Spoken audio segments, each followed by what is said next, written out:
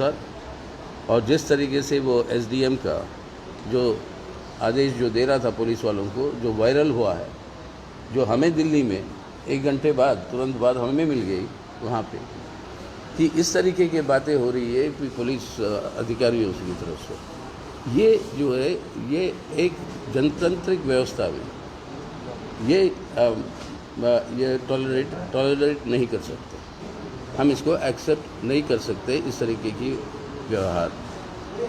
बहरहाल उसके बाद जो आंदोलन ये चली और फिर बाद में ये जोर जो पकड़ा, उसके चलते हुए खट्टर साहब की सरकार को भी झुकना पड़ा, जिन्होंने काम करवाए, और आखिरकार सब मांगों को उनको घोषणा करना पड़ा।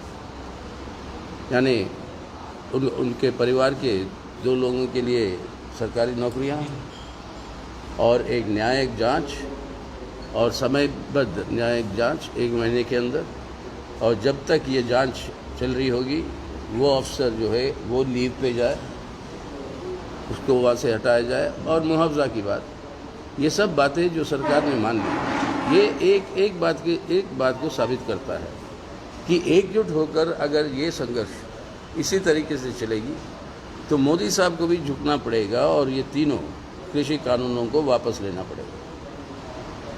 क्योंकि जायज़ मांग किसानों का क्या है, किसान संगठनों का, कई लोग सवाल पूछते हैं कि क्या कानून की ज़रूरत नहीं है क्या? कैसे कानून से फ़ायदा किसको होता? इसके बारे में कोई बहस हुई कभी? कोई जांच हुआ कभी? कोई इसके अंदर सोच पड़ताल हुआ जो पार्लियामेंट्री कमेटियों में हुआ करता था पहले, ये सरकार आने से पहले?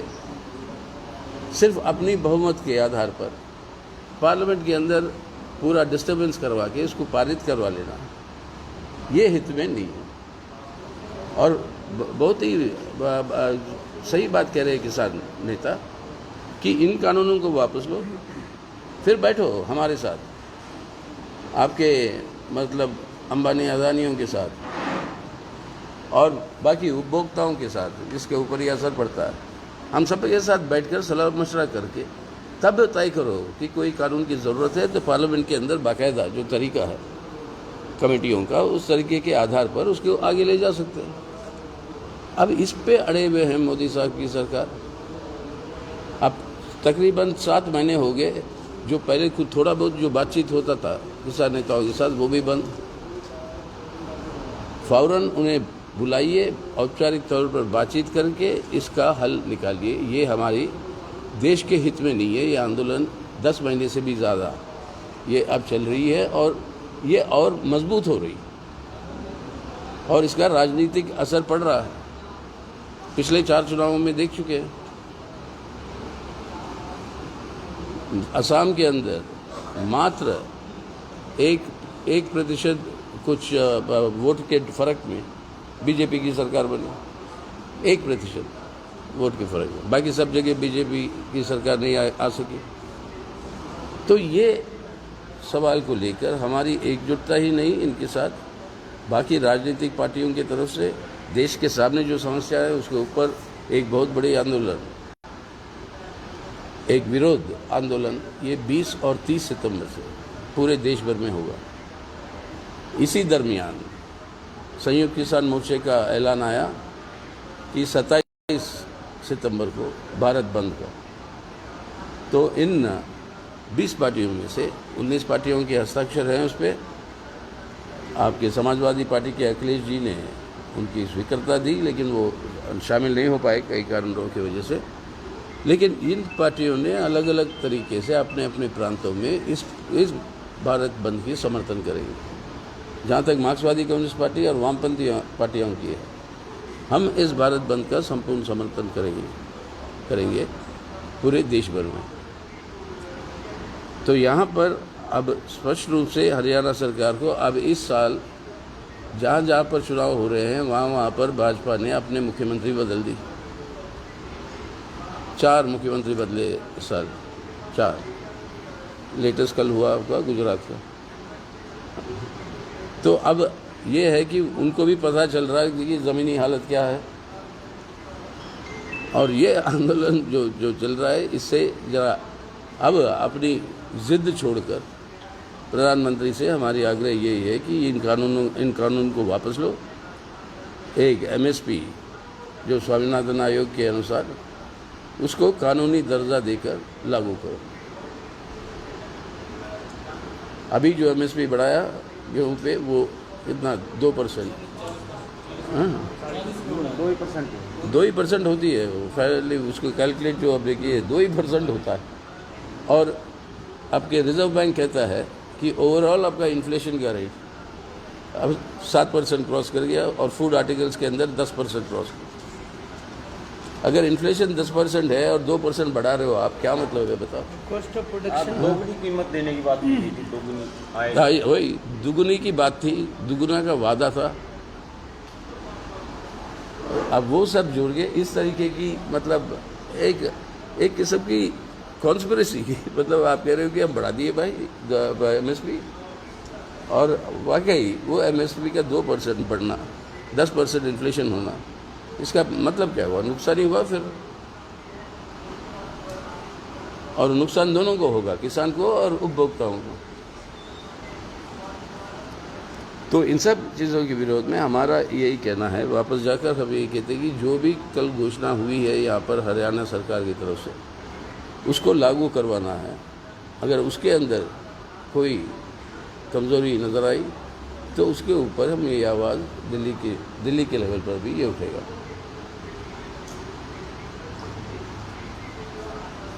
क्या लगता है अभी बिहार यूपी में चुनाव है, पंजाब में चुनाव है, किसान आंदोलन जो चल रहा है, असर कुछ पड़ेगा? तो अब बिल्कुल पड़ेगा, बिल्कुल पड़ेगा, क्योंकि अब किसान आंदोलन ने खुद ये नारा दिया, उनका टारगेट है यूपी और उत्तराखंड। अब क्या बोला उन्होंने? प्रोजेक्ट यूपी और Uttarakhand, mission Uttar Pradesh, mission correct, mission Uttar Pradesh Uttarakhand. तो असर ज़रूर पड़ेगा इस पर। और पिछले चार प्रांतों के चुनाव पे तो असर तो पड़ा ही। अब एसडीएम वाला प्रकरण है, बस्ताड़ा टोल पे जो लाठीचार्ज किया गया था, सैकड़ों किसानों को चोटें आई थी। क्या लगता है कि भी प्रशासन का एक अधिकारी इतना बड़ा फैसला नहीं ले सकता? बिल्कुल, अधिकारी को आदेश अनुसार ही काम करता है कोई अधिकारी, और वो आदेश आती है सरकार से। सीएम की कॉन्स्टिट्यूएंसी करना, और यहाँ पे उनकी शायद जज्बात भी है कि उनकी खुद की कॉन्स्टिट्यूएंसी में हो रही है। हाँ, तो आदेश तो बिना सरकार के और बिना मतलब चीफ मिनिस्टर के ये कोई अफसर जो है इस तरीके की व्यवहार नहीं करे। ये जुडिशियल इंक्वायरी हमने स्वीकार की है ताकि वो एंगल भी रिवील हो जाए। जुडिशियल इंक्वायरी में देखिए सरकार तीसरा मोर्चा गठन की संभावना है। देखिए, अब देश के अंदर ये भावना सब जगह पर बड़ी मजबूत हो रही है कि ये सरकार को हटाना देश के हित में, ना सिर्फ देश के हित में लेकिन लोगों के हित में।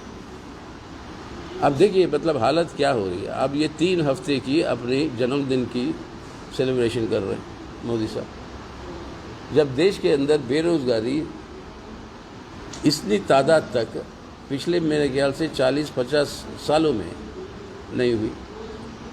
अब ये सब कहना कोविड की वजह से, कोविड का ज़रूर असर पड़ा, कोविड की वजह से और बर्बादी हुई, लेकिन ये सिलसिला शुरू होता है कोविड से पहले, महामारी से पहले। और ख़ास तौर से 2016 वो जो नोटबंदी जो शुरू की, तब से ये सिलसिला जारी है। बेरोज़गारी बढ़ रही है, भूखमरी बढ़ रही है। दुनिया के ग्लोबल इंडेक्स के अंदर इंडिया का पोजीशन बहुत तेज़ी के साथ घट रहा है। और साथ ही साथ ये दाम जो बढ़ा रहे, ये तेल के दाम जो बढ़ा रहे, इतना गलत प्रचार कर रहे हैं वो, और एक किस्म से असत्य बोल रहे हैं।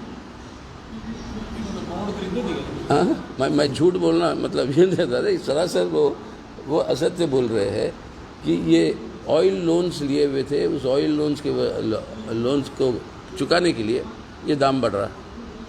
ऑयल लोन्स का बकाया कितना है, सब मिलाकर आप देख लीजिए, सब सालों का भी पूरा मिला के तो 1 लाख कुछ हज़ार करोड़ है। और इसी साल यानी पिछला जो फाइनेंशियल ईयर ख़त्म हुआ अप्रैल में, उसी साल एक्साइज ड्यूटीज़ को बढ़ाकर केंद्र सरकार की आमदनी कितनी बढ़ी? 3,61,000 करोड़, यानी 3,61,000 करोड़ रुपए आप उस वसूले हो तेल के दाम बढ़ाते हुए, और बहाना देते हो। हाँ?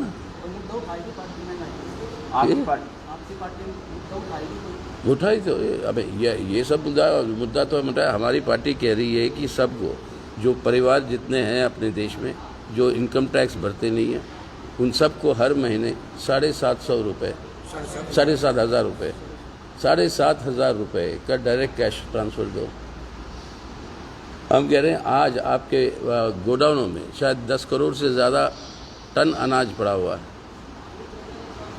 उससे निकालकर फूड किट्स आप जो है तैयार करो दाल के साथ, और जो ज़रूरी बातें हैं, तेल खास तौर से रसोई तेल, इसकी दाम जिस तरीके से बढ़ रही है, एक फूड किट बनाओ जैसे हमारी सरकार कर रही है केरल में, वो फूड किट्स बना के वो मुफ्त में बांटो। तीसरा, अब ये कह रहे हैं कि ये जो लूट वाली मसला जो चल रही है, नेशनल मॉनेटाइजेशन पाइपलाइन, मैं बोला ये पैसा जो आ रहा है उसको आप सरकारी निवेश में लगाओ। सरकारी निवेश में लगाओगे जो अपनी इंफ्रास्ट्रक्चर बना सकेंगे हम, और इंफ्रास्ट्रक्चर बनाने के लिए जो नौकरियां सृष्टि होंगी, उससे जो बेरोजगार आज अपना नौजवान जो तरस रहा है युवक, उन सबको नौकरियां मिलेगी, इंफ्रास्ट्रक्चर भी बनेगा, नौकरियां भी मिलेगी। येचुरी साहब, आप राशन वितरण की जिस तरह बात कर रहे थे अभी, पिछले दिनों जो सरकार है भारतीय जनता पार्टी, इनके द्वारा भी राशन बांटा गया था, झोले छपवाए गए थे, थैले, तो भी मंशा उनकी जाहिर कर दी थी कि भाई हमारे साथ मजाक किया जा रहा है। 10 रुपये का उसके अंदर अनाज था, जबकि उससे कहीं ज़्यादा कीमत फैलेगी अपनी मार्केटिंग के लिए, ऐसा लोगों ने सवाल उठाया। बिल्कुल सही है, लोगों के सवाल बिल्कुल सही है। और वो झोले के ऊपर किसकी तस्वीर है? के अंदर कुछ नहीं, झोले का दाम ज़्यादा, और झोले के ऊपर तस्वीर जो है प्रधानमंत्री महोदय की, उसमें भी गला हुआ सड़ा हुआ अनाज था। हाँ, और जो अनाज और दाल खास तौर से जो विदेश से आप आयात कर रहे हो, वो दाल जो है कई सारे मुल्क, अफ्रीका के मुल्क अपने से गरीब, वो अपने को बेच रहे हैं यहाँ पे पशुओं के लिए। और वो अनाज अगर मेरी खुद की अनुभव है, मैं खुद बता रहा हूँ आपको, आपके अरहर की दाल आपकी प्रेशर कुकर में 2-3 सीटियों में बन जाती थी। अब ये दाल लगाइए, आपको 8, 9, 10 सीटी तक ज़रूरत है, तब तक वो गलती नहीं। ये है उसकी क्वालिटी। परेशान हो रही थी कितनी सीटियाँ बजी जा रही है, तब तक खोल के देखो तो गलता ही नहीं। क्या लगता है आपको, विश्वास होती जा रही है सरकार, इसलिए इतनी हाई लेवल की मार्केटिंग की जा रही है? बिल्कुल, ये मार्केटिंग पूरी मार्केट, देखिए इस सरकार का तरीका जो है वो है, पहली बात तो ये है असली आंकड़े छुपाओ, अपने हिसाब से प्रचार शुरू करो, और विज्ञापन के रूप से और आपके सोशल मीडिया से गलत प्रचार और गलत असली वास्तविकता को जो है वो फैलाओ। अब देखिए, अब ये कह रहे हैं कि देश के अंदर आर्थिक विकास हो रहा है, फिर से हमारी मैन्युफैक्चरिंग सेक्टर जो है वो उभर रही है। कल के अखबारों की हेडलाइन, कल के अखबार, असलियत क्या है? 2016 से जब से नोटबंदी हुई, उस समय 60 मिलियन यानी 6 करोड़ के करीब लोग अपने मैन्युफैक्चरिंग सेक्टर में नौकरी कर रहे, और आज की हालत वो 60 मिलियन उतर कर आई है 20 मिलियन, यानी 40 मिलियन लोग नहीं कर रहे हैं काम। क्यों नहीं कर रहे हैं? क्योंकि कारोबार नहीं चल रहा। आप कहते हैं मेक इन इंडिया, विदेश की पूछिए, आज की अखबार उठा के देखिए, India favoured destination for foreign investment. क्या हो रहा है? फोर्ड कंपनी बंद होके चली गई, जा रही है। इससे पहले जनरल मोटर गया, उससे पहले हार्ले डेविडसन गया, कहते हुए कि देश के अंदर मांग ही नहीं है, लोगों के हाथ में खरीदने की क्षमता ही नहीं है। और 40,000 लोगों को एम्प्लॉय करती है डायरेक्टली फोर्ड मोटर्स। वो सब बेरोजगार हैं। जनरल मोटर्स वही उसी तरीके से 40-50 हज़ार की। हार्ले डेविडसन, डोनाल्ड ट्रंप साहब मोदी साहब को टेलीफोन करते हैं कि उस कंपनी के ऊपर टैक्स मत लगाओ, ये मोटरसाइकिल हम बेचनी है, अमेरिका की ज़रूरत है। याद होगा आपको, वो बहुत बड़ी ये कंट्रोवर्सी हुई थी उस समय। अब वो कंपनी ये ट्रंप साहब बोलने के बाद और मोदी साहब मान लेने के बाद वो कंपनी अब बंद होकर चली गई, क्योंकि खरीदने वाला है ये। यानी चंद अमीर की लोग और अमीर हो रहे और गरीब हो रहा है। ये है हमारा अपने भारत के अंदर दो गरीब के बीच में खाई ज़्यादा बढ़ रही है, बहुत ज़्यादा बढ़ी। हाँ, शेयर मार्केट में 1 साल से 1.5 साल से काफी तेजी चल रही है। क्या है समझ? शेयर मार्केट जो है वो उछाल में। शेयर मार्केट क्यों उछल रही है तो लोग इसको भी गहराई से समझना ज़रूरी है, इससे भी गलत प्रचार हो रहा है। शेयर मार्केट में होता क्या है, सरकार जो है, कई सारे दुनिया की सरकार, शेयर मार्केट किसी एक देश तक सीमित नहीं है, वो इंटरनेशनल है, ग्लोबल है। सो अब सबसे ज़्यादा यूरोपियन देश और अमेरिका अपने बॉन्ड्स जो है, सरकारी बॉन्ड, शेयर मार्केट में डालकर पैसे उठा रहे हैं, क्योंकि वो जो स्टिमुलस पैकेजेस जो कर रहे हैं, अभी जो बाइडेन साहब ने $1.9 ट्रिलियन का स्टिमुलस पैकेज अनाउंस किया। यूरोपियन यूनियन, यूरोपियन पार्लियामेंट ने उनके बजट में $2.1 ट्रिलियन का उन्होंने स्टिमुलस पैकेज जाहिर किया। अब ये पैसे सरकार कहाँ से उठाएगी? शेयर मार्केट में अपने बॉन्ड्स बेचेगी।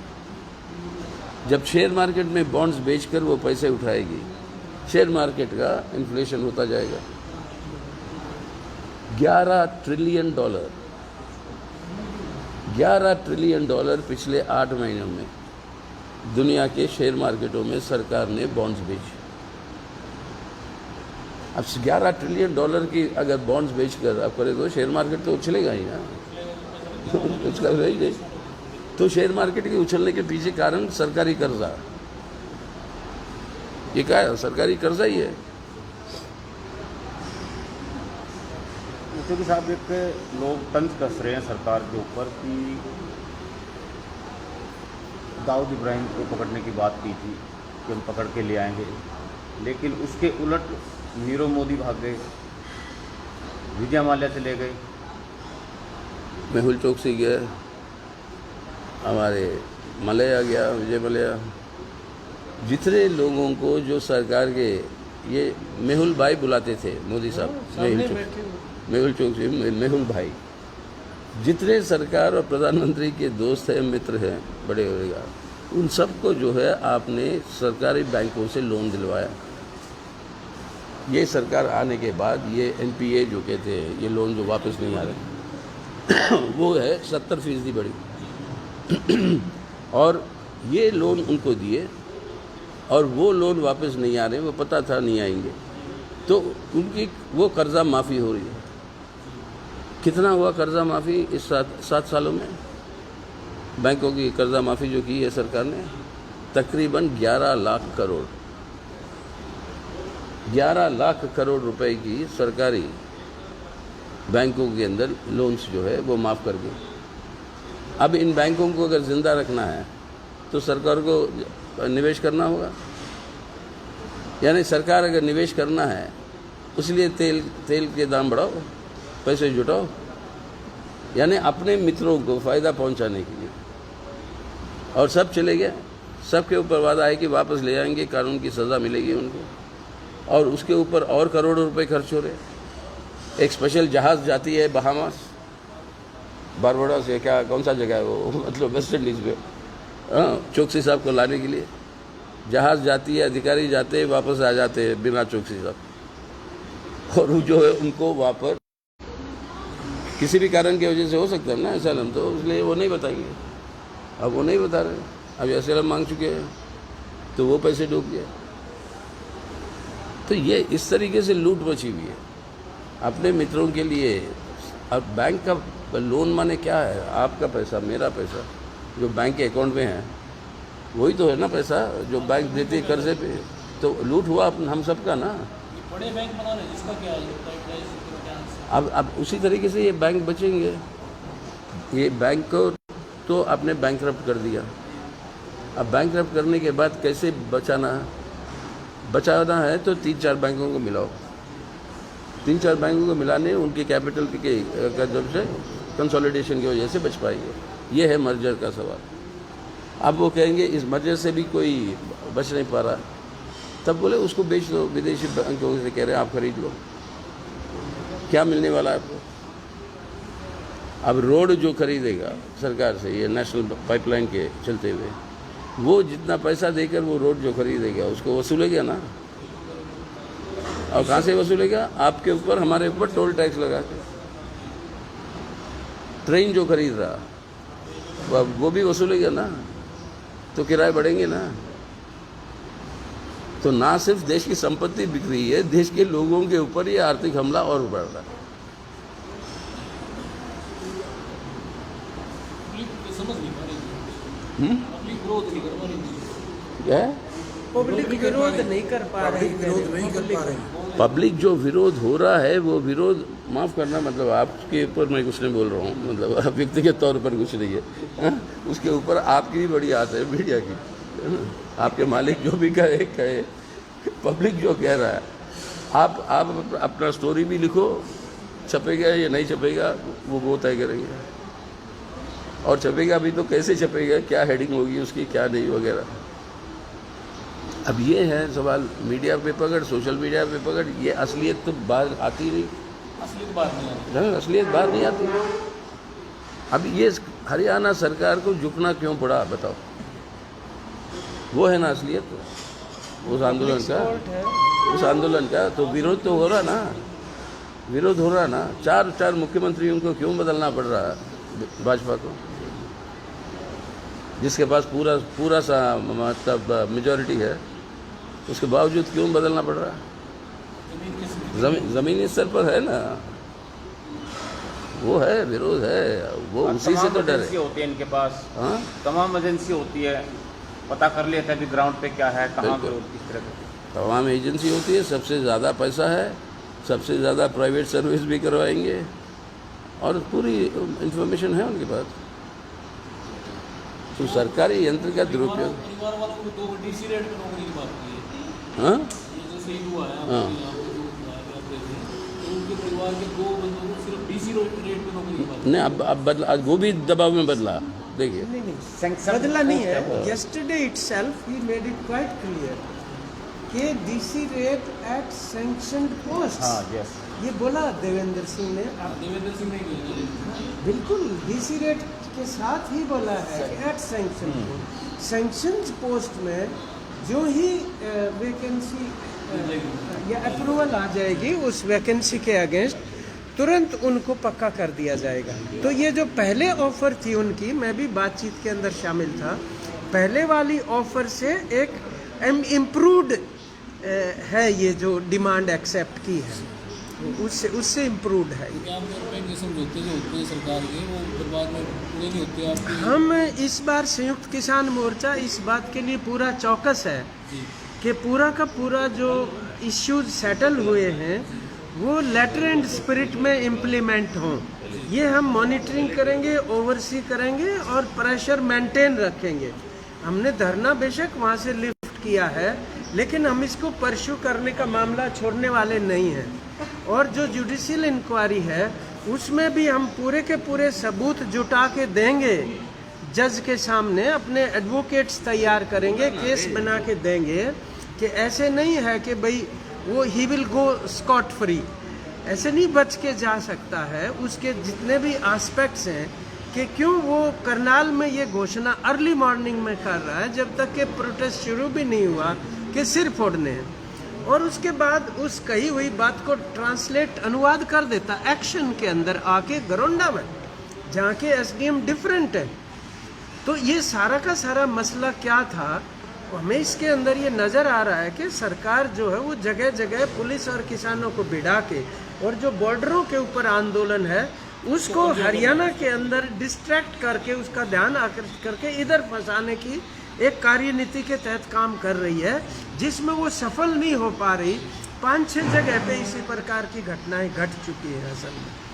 तो हमने जो बातचीत करने के बाद इसीलिए जुडिशियल इंक्वायरी को, क्योंकि न्यायपालिका में हमें भी ऐसा हम नहीं कह सकते कि हमारा विश्वास नहीं है, क्योंकि हम ये एक्सपेक्ट करते हैं कि जज साहब सही न्याय करेंगे और ये टाइम फ्रेम है 1 महीने भर का। तो पहले की तरह जैसे इंक्वायरियों में होता है कि आगे से आगे टर्म को बढ़ाते रहें, हम ये पूरा दबाव बना के रखेंगे कि ऐसा ना हो। और वो छुट्टी के ऊपर उनको भेज दिया गया है, पहले ही फोर्स्ड लीव जो है, जबरन छुट्टी के ऊपर वो गए हैं। तो किसानों की एक दबाव इसलिए भी रहा है, और आप लोग भी ज़रूर उसका क्रेडिट आप लोगों को जाता है जो मीडिया ने इतने अच्छे ढंग से उसको उठाया। और जो 7 तारीख वाला प्रदर्शन था, कितना ज़बरदस्त ढंग से आप लोगों ने वीडियो देखे होंगे, दरिया जैसे बहते हुए चलते बड़ी बड़ी सड़क के ऊपर, और इतना पीसफुली आखिर तक कोई एक इतनी सी भी घटना नहीं घट पाई। वो शांतिपूर्ण रहना भी हमारी ताकत है वास्तव में किसान आंदोलन की। तो मैं किसान सभा की तरफ से ये CPIM का डेलीगेशन जो यहाँ पे आया है, कॉमरेड सीताराम, उनका हार्दिक धन्यवाद करता हूँ। उससे किसान आंदोलन को भी मजबूती मिली है और परिवार को भी उससे हौसला मिला है उनके यहाँ आने से। ये साहब, एक आखिरी सवाल लूँगा मैं। पुराने नेता है हाँ। और मोदी जी को भी भली भांति जानते हैं लोग, और उनका ये कहना है कि वो 15 साल वो मुख्यमंत्री रहे, जो कानून उन्होंने लागू कर दिया, जो चीज़ उन्होंने लगा दी, बना दिया कानून, अमली जामा पहना दिया, तो वो कभी पीछे नहीं हटे, वापस मुड़ के नहीं देखा। तो क्या लगता है कि जो ये कानून बना है, किसान हीन कृषि कानून बने हैं, इस पे वापसी होगी और नहीं होगी तो किस तरह आंदोलन किस ओर जाएगा? देखिए, सवाल ये है कि पहले जो भी आपने